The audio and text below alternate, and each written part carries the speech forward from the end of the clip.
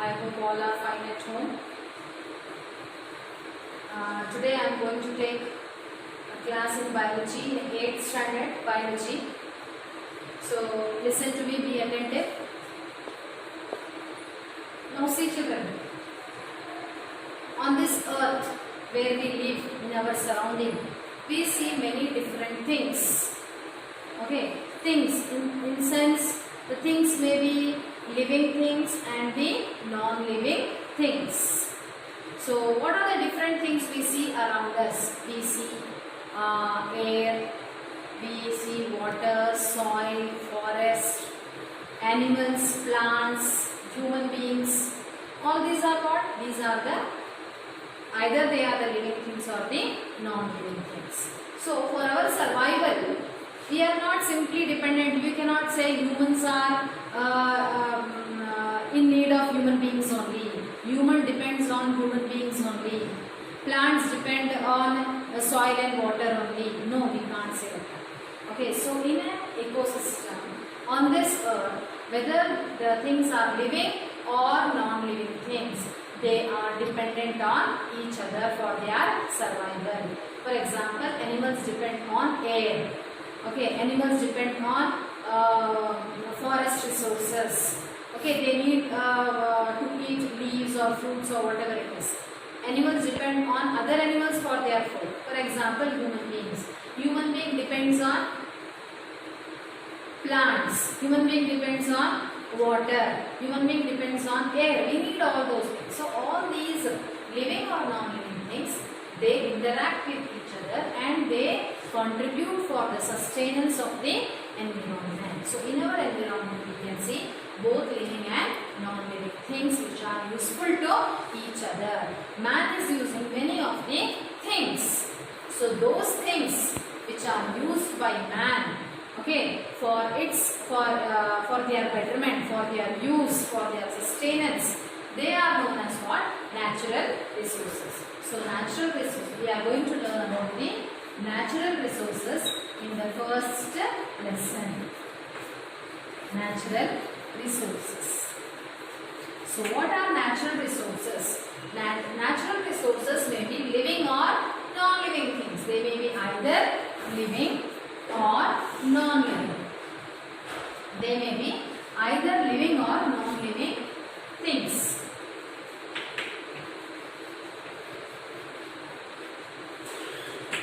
Non-living things. Non-living resources. So natural resources are the living or non-living things which are useful to man, which are useful to mankind. We are using it for our sustenance. We are using living resources. Which are the living resources? For example, man is using living resources. Which are the living resources man will use? Man will use animals. Man will use plants. Which are the non-living resources man is using? Man is using water, man is using air, man is using soil, minerals, all that man is using. So whether it is living or non-living things which are used by man for its betterment, for their use, for their sustenance, those resources are known as natural resources. So natural resources are those resources which are available in nature. They are not man-made. They are naturally available in the nature. Natural resources are naturally available things which are used by man, which is useful to mankind. So natural resources may be living or the non-living things. So which are the living resources? Again, living resources we have forest and wildlife. Forest and wildlife. The living things, what we are using is the forest and the wildlife. Wildlife means what? The animals which are there in the forest. Animals which are just moving in the forest. They are known as the wildlife. Okay, non-living resources. Non-living resources we have renewable resources and non-renewable resources. Non-renewable resources. Renewable means what? Renewable resources are those resources which again and again getting recycled. Renewable resources, they do not get extinguished. They do not get not extinguished. They do not get exhausted. They are getting recycled again and again. For example, in renewable resources, again we have exhaustible and inexhaustible. Inexhaustible. Inexhaustible. Exhaustible. In renewable resources are which are renewed, which can be regained again, which you can get it again. You are using it. If you use cautiously, if you use in a judicious way, you are getting it again back. So those are renewable. So resources which are renewed are known as renewable. In renewable, we have again inexhaustible and exhaustible. So depending upon our use, okay, we have inexhaustible. If you are using also, if you use it, if you waste it, if you are not using judicially also, what you are getting, these resources are not getting exhausted. They are lifelong there. So those are what? Those are solar energy and wind. Solar energy, that is the sun's energy, and the wind energy. Okay, so much you use. Are you very much judicious? Are you calculating and using per day we have to use this much solar energy only, per day we have to use this much wind energy only? No, we are not using like that. Okay, we are going on using. Okay, we are going on using without our knowledge we are using, and they are going on getting renewed. So such kind of energy which is all the time getting renewed is known as inexhaustible, which will not get over. It will be there. Till the earth is there, this energy will be there. Till the life sustains on the earth, this energy will be there on the earth. So such kind of renewable energy which will never get exhausted. They will never get exhausted, which are renewed all the time, every second they are renewed. Such energy resources are known as inexhaustible. In renewable resources also, there are some energy resources which get exhausted if you don't use in a proper way, if you are not using judiciously, if you are not taking care, if you are not conserving those energy resources will get exhausted. But if you are helping it to renew, if you are using in a proper way, if you are using it judiciously, if you are conserving it and using it, then they can be renewed. They will get renewed by themselves. So such energy resources are known as exhaustible. Example, wildlife and forest. Wildlife and forest, they are exhaustible. Why we say they are exhaustible? Because if you go on, for example, if you are going on hunting the animals, you are not leaving one animal also, you are going on hunting the animals. So what if you are going on destroying the animals in the forest? What will happen? One day will come when these animals will not be there. They will get exhausted. They will get, and they will come near to the endangering thing and they will get extinct. They will not be there. Their survival, their species only will not be there. So they become exhausted. They become they lose their identity. That species won't be there. For example, forest. In a particular area of the forest, you are going on cutting the trees. You are going on cutting the trees. Then one fine day, what will happen? That whole forest will get over. It will not be there. All many kinds of plant species will not be there. It will get exhausted. That species only will come to. Not even single tree of that species will be there in that forest. So it will get over. So that is exhaustible. So these kind of resources, if you use judicially, for example, you are clearing one part in one area in a forest. What you will do? As you are cutting the forest, you are planting it again. In some other area you are planting, or after few days in that area only, after clearing the forest, you are planting in that area only, you are planting new plants. So that will grow into a new forest. If you are doing reforestation or afforestation, you are conserving the forest area. So in that way it is renewable. But if you are not using it, if you are not planting it again, then in that way it will become exhaustible. So if you are using, you have to use in a judicious way, you have to preserve it, then you can say it can be a renewable resource. If you are not using it in a proper way, just you are going on using it, then one or the other day it will become exhaustible. So in that way, renewable resources come in two categories, inexhaustible and exhaustible. Non-renewable resources which will never get renewed. Whatever you use, if you use judiciously also, if you are not using judiciously also, once they are formed, again they will not be formed again in the nature. So such resources are the non-renewable resources. For example, mineral resources and fossil fuels. Minerals and fossil fuels. What are the fossil fuels? The fossil fuels are petroleum, coal and natural gas. Minerals, what we mine, the metals from the earth, the ores what we mine from the earth, iron, gold, silver, platinum, copper, aluminium, zinc, all these minerals what we are mining from the earth, they were formed some millions of years back. Again they cannot be formed in the earth crust. Fossil fuels, petroleum, natural gas and the coal and all were formed once millions of years back in our earth crust. Now you cannot make it, and when you are using it, they are going on depleting, they are going on reduce. You cannot make it for that whatever you are using. So once it's gone, it cannot be brought back again. Such resources are known as mineral non-renewable resources. So that was about the classification of natural resources.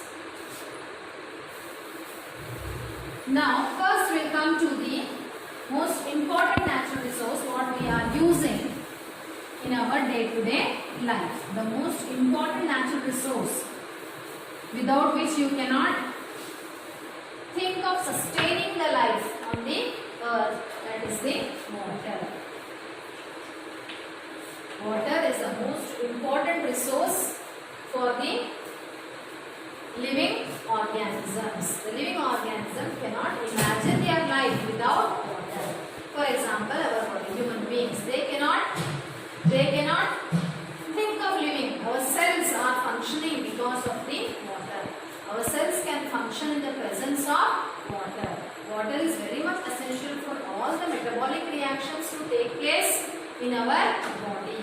All the metabolic reactions are taking place in the presence of water.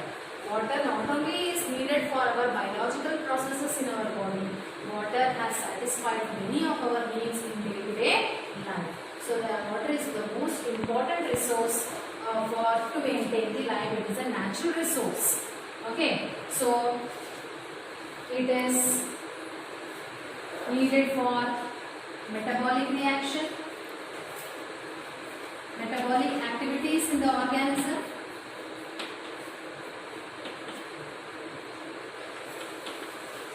to maintain biodiversity, as a fuel security,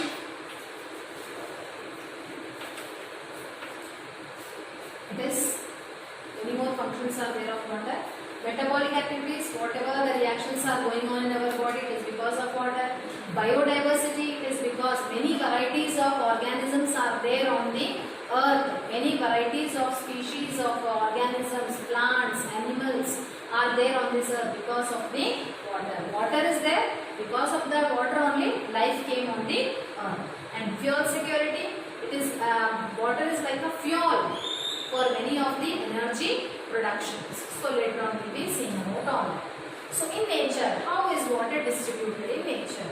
Okay, 97% of the water which is present on the earth is in oceans. In oceans it is. Okay, 75% of the earth is covered with water. That means what? On earth, most of the part is covered with water. Land portion is less when compared to water. The hydrosphere part of the earth is more when compared to lithosphere. 75% of the earth is covered with water. So water, whatever is distributed on the earth, 97% is in oceans. And 0.001 is in the form of glaciers. It is in the form of glaciers and all.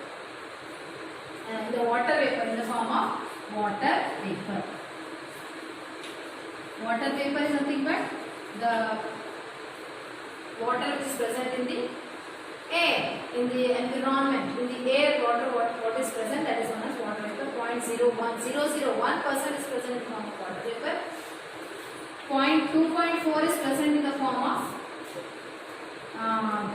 this one,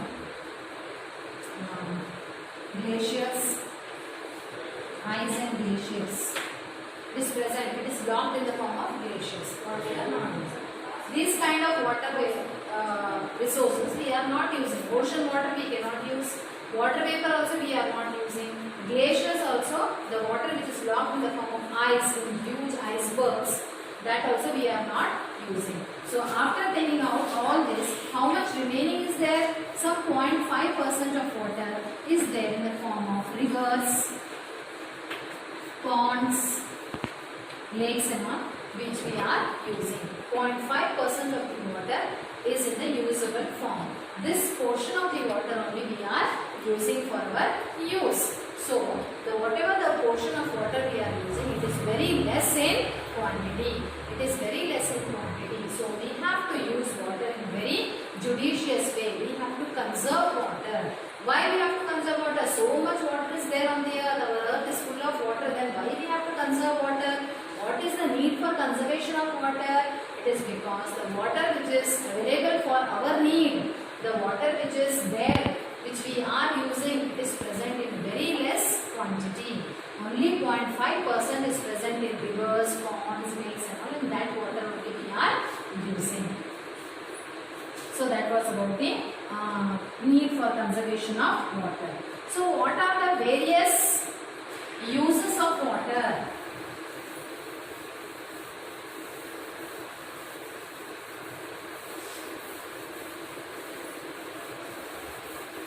Uses of water, very important question.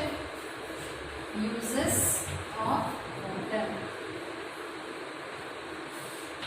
The first use, water is very much essential for the metabolic activities. Metabolic activities to carry out. Metabolic activities.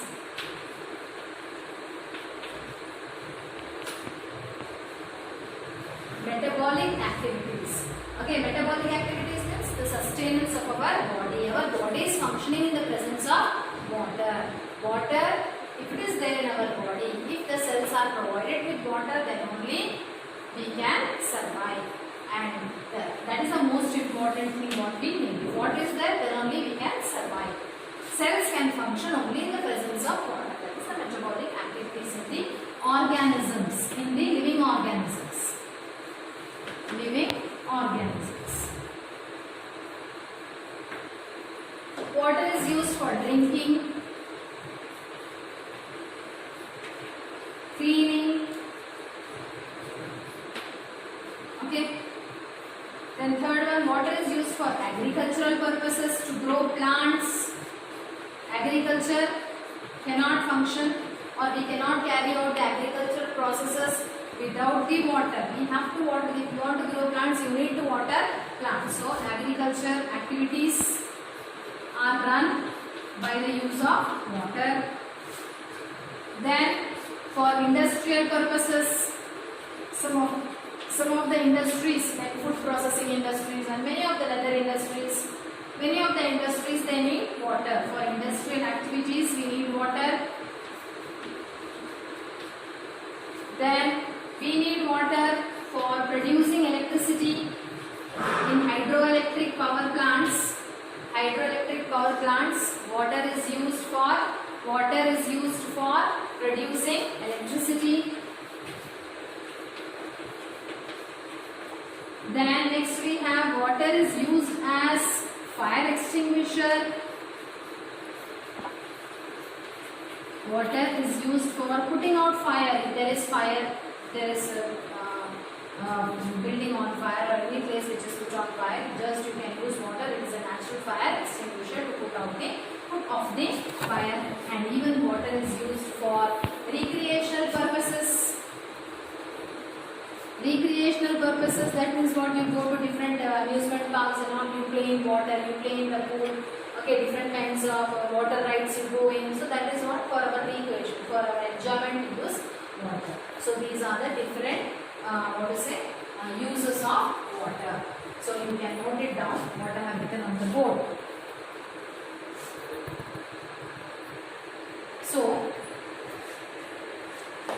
as water is very much essential for our survival, you can see by the uses only how it is very much essential.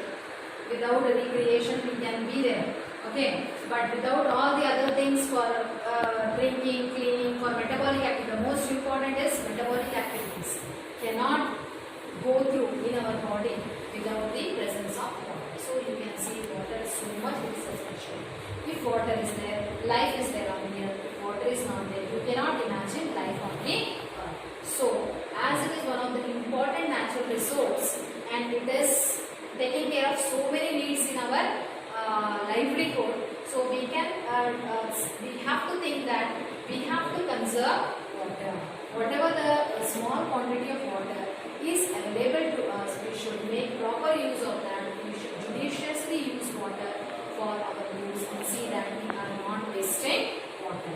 So by this I end my lesson. Hope so you have understood this lesson. A small portion of that first lesson I have done. The first important natural resource is the use of water. Whatever the points I have written on the board, you can make a note in your notebooks. You can go through that. The first thing what I had written, the flow chart, living and non-living resources. What are renewable, what are non-renewable.